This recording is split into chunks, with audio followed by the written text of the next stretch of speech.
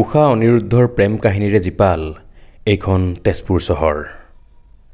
পৰ্যটন নগৰী হিচাপে খ্যাত এইখন তেজপুৰৰ এই বিশাল আকাশখনৰ তলতেই এদিন এখন ঘৰ বনাইছিল ৰূপকোঁৱৰ জ্যোতিপ্ৰসাদ আগৰৱালাৰ ককাদেউতাক হৰিবিলাস আগৰৱালাই। 1874 চনত নিৰ্মাণ কৰোৱা এই ঘৰখনেই আছিল তেজপুৰৰ পকী ঘৰসমূহৰ ভিতৰত প্ৰথমটো পকী ঘৰ আৰু সেইবাবে এই ঘৰখনক জনা হৈছিল পকী হিচাপে। তেজপুৰ চহৰৰ পৰ্যটন ক্ষেত্ৰৰ এক অন্যতম আকৰ্ষণ এই পকী এতিয়া জনাজাত জ্যোতি ভাৰতী হিচাপে।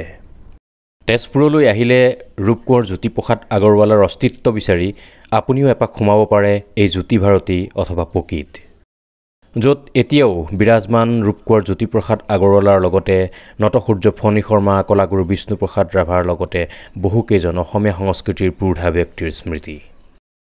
এয়া পকীৰ চৌহদত ৰূপকোঁৱৰ জ্যোতিপ্ৰসাদ আগৰৱালাৰ ব্ৰোঞ্জৰ প্ৰতিমূৰ্তি। আগৰৱালা পৰিয়ালৰ আভিজাত্যৰ প্ৰতীক এই পকী নিৰ্মাণ হৈছিল ৰাজস্থানী আৰু আহোম শৈলীৰ সূক্ষ্ম সংমিশ্ৰণৰ জৰিয়তে।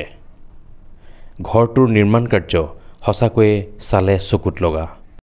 ৰূপকোঁৱৰ জ্যোতিপ্ৰসাদ আগৰৱালাই এই পকীতে নিৰ্মাণ কৰিছিল প্ৰথমখন অসমীয়া ছবি জয়মতী। আগৰৱালা পৰিয়ালে 1977 চনত এই ঘৰটো আৰু চৌহদ স্মৃতিচিহ্ন হিচাপে চৰকাৰক হস্তান্তৰ কৰি দিয়ে আৰু তাৰ পিছত 1978 চনত ইয়াতেই প্ৰতিষ্ঠা কৰা হয় সাংস্কৃতিক কেন্দ্ৰ জ্যোতি ভাৰতী, যি এতিয়া এক সাংস্কৃতিক সংগ্ৰহালয়ত পৰিণত হৈছে।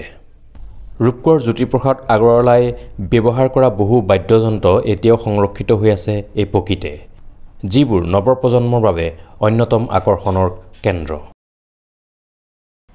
ৰূপকোঁৱৰ জ্যোতিপ্ৰসাদ আগৰৱালাৰ বহু সময় বহু সৃষ্টিৰ সাক্ষী হৈ আছে এই পকী। পকীতেই সংৰক্ষিত হৈ আছে ৰূপকোঁৱৰ জ্যোতিপ্ৰসাদ আগৰৱালাই ব্যৱহাৰ কৰা বহু সামগ্ৰী। জ্যোতিপ্ৰসাদৰ ককাদেউতাক হৰিবিলাস আগৰৱালাৰ পৰা আৰম্ভ কৰি আগৰৱালা পৰিয়ালৰ বহু স্মৃতি বিচাৰি পোৱা যায় এই পকীত।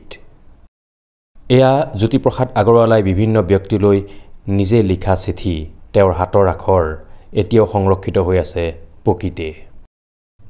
তাৰ লগতে সংৰক্ষিত হৈ আছে তেওঁৰ সৃষ্টিৰাজি, তেওঁৰ নিজৰ হাতৰ আখৰত। হাত আৰু ভৰি ব্যৱহাৰ কৰি বজাব পৰা এই অৰ্গেনখনতে বহু গীতৰ সুৰ তুলিছিল ৰূপকোঁৱৰ জ্যোতিপ্ৰসাদ আগৰৱালাই আৰু এই অৰ্গেনখন অনা হৈছিল সুদূৰ বেলজিয়ামৰ পৰা। একেদৰে জ্যোতিপ্ৰসাদ আগৰৱালাই মুখ চাবলৈ ব্যৱহাৰ কৰা এই আইনাখনো বিদেশৰ পৰাই অনা। এইখনেই সেইখন বিচনা যিখন বিচনাত পাৰ হৈছিল জ্যোতিপ্ৰসাদ আগৰৱালাৰ জীৱনৰ শেষৰ সময়খিনি।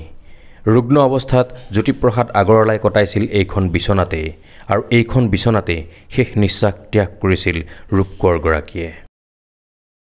আগৰৱালা পৰিয়ালৰ বহু স্মৃতিৰ লগতে এই পকীতেই সংৰক্ষিত হৈ আছে অসমীয়া সাংস্কৃতিক জীৱনৰ বহুকেইজন পুৰোধা ব্যক্তিৰ স্মৃতিও।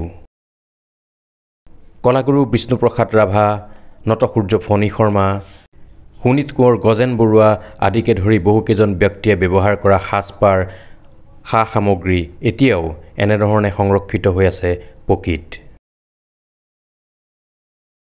ইয়াতে সংৰক্ষিত হৈ আছে বহু আপুৰুগীয়া আলোকচিত্ৰও। ৰূপকোঁৱৰ জ্যোতিপ্ৰসাদ আগৰৱালা আৰু কলাগুৰু বিষ্ণুপ্ৰসাদ ৰাভাৰ সান্নিধ্যৰ বহু স্বাক্ষৰ বিচাৰি পোৱা যায় এই আলোকচিত্ৰসমূহত। স্বাধীনতা আন্দোলনৰ সময়ত মহাত্মা গান্ধী, লালা লাজপত ৰায়, জৱাহৰলাল নেহৰুকে ধৰি বহুসংখ্যক লোকে এই পকীতে আতিথ্য গ্ৰহণ কৰিছিল আৰু তাৰ চিন এতিয়াও বিৰাজমান পকীত। এই স্থানতে মহামানৱ মহাত্মা গান্ধী আহি বহিছিল পকীৰ মজিয়াত আৰু মহাত্মা গান্ধীয়ে বিশ্ৰাম কৰা সেই স্থান আজিও সংৰক্ষণ কৰি ৰাখিছে পকীৰ এই কোঠাটোত। এইটো আগৰৱালা পৰিয়ালে ব্যৱহাৰ কৰা পুৰণি লোহাৰ চন্দুক এতিয়াও অক্ষত অৱস্থাত সংৰক্ষিত হৈ আছে পকীৰ চৌহদত। এই খটখটিটোৰে আপুনি উঠি যাব পাৰে পকীৰ ওপৰৰ ছাদলৈ। সঁচাকৈয়ে আচৰিত নিৰ্মাণশৈলী। চিমেণ্টৰ ব্যৱহাৰ নোহোৱাকৈয়ে সজা হৈছিল ইমান মজবুত ঘৰ, ভাবিলেই আচৰিত লাগে। আৰু এয়া হৈছে পকীৰ ওপৰৰ ছাদৰ পৰা পকীৰ চাৰিওফালৰ দৃশ্য। চৌপাশৰ অনন্য সৌন্দৰ্যৰ লগতে ইয়াৰ পৰা আপুনি বিহংগম দৃষ্টিৰে চাব পাৰে পকীৰ নিৰ্মাণশৈলী। ওপৰৰ পৰা তললৈ কি নিখুঁত নিৰ্মাণশৈলী। ঘৰটোৰ মাজতে এখন বৰ্গাকাৰ চোতাল আৰু সেই চোতালৰ কাষৰ এই বাৰান্দাত আপুনিও এনেদৰে এখন্তেক বহি অনুভৱ কৰিব পাৰে পকীৰ মাদকতা।